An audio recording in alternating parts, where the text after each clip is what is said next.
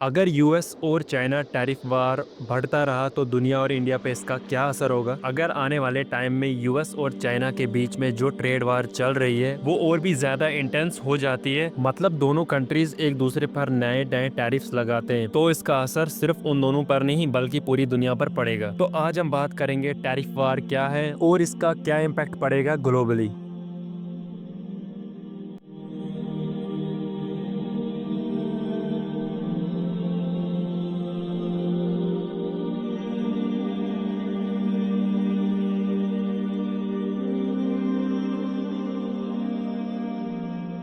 सबसे पहले बेसिक बात समझ लें, टैरिफ का मतलब होता है इंपोर्ट ड्यूटी, जो एक कंट्री दूसरी कंट्री से आने वाले माल पर लगाती है। जैसे कि चाइना अपनी चीजें जो प्रोड्यूस करता है और इसमें काफी ज्यादा रेयर मिनरल्स हैं, इलेक्ट्रॉनिक बैटरीज हैं, उसके अलावा और भी सेमीकंडक्टर्स जो कि चाइना इंपोर्ट करता है। जितनी भी कंट्रीज हैं उनको आपस में ट्रेड डील होती है और हर कंट्री और हर ट्रेड का अपने अपने हिसाब से टैरिफ होता है, और जितना भी वो पैसा होता है टैरिफ का गवर्नमेंट अपनी डेवलपमेंट्स के लिए ही यूज करती है। और बात करें आज की ट्रेड वार की, जो यूएस और चाइना आपस में लड़ रहे हैं, जो कि यूएस ने चाइना पर इंपोर्ट किया है 245% टैरिफ टैक्स। इसका सीधा इफेक्ट होता है कि वो इंपोर्टेड माल महंगा हो जाता है। अब जब यूएस चाइना से इंपोर्टेड इलेक्ट्रिक व्हीकल्स, स्टील या सोलर पैनल्स पे हैवी टैरिफ लगाता है, तो चाइना का जितना भी इंपोर्टेड सामान है उस पे काफी ज्यादा टैक्स लगेगा और यूएस मार्केट में वो चीजें काफी ज्यादा कॉस्टली हो जाएंगी और ऑटोमेटिकली रेट्स काफी ज्यादा हाई हो जाएंगे। तो आम कस्टमर जो है इन चीजों को कंज्यूम करना बंद कर देंगे और फिर चाइना का एक्सपोर्ट काफी ज्यादा गिरता जाएगा और उनकी कंपनीज को काफी ज्यादा नुकसान भी होगा।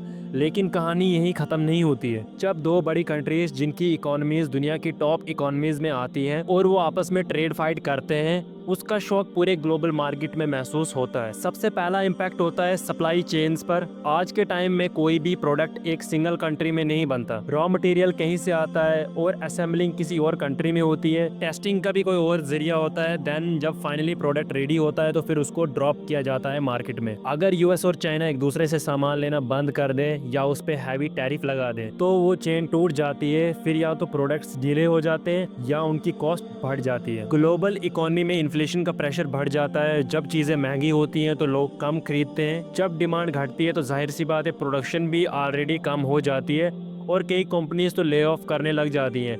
ऐसी सिचुएशंस में रिसेशन का रिस्क भी बढ़ता है, जहां फिर आहिस्ता आहिस्ता जीडीपी भी स्लो हो जाता है। अब बात करते हैं इंडिया की।